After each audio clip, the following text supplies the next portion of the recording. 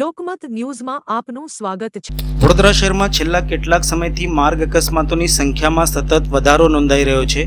ખાસ કરીને રાત્રિના સમયે પૂર ઝડપે અને બેદરકારીપૂર્વક વાહન ચલાવતા બનાવો વધી રહ્યા હોવાથી શહેરીજનોમાં ચિંતા વ્યાપી છે। ટ્રાફિક નિયમોના ઉલ્લંઘન અને ઓવર સ્પીડિંગના કારણે અકસ્માતોની ઘટનાઓમાં વધારો થઈ રહ્યો છે।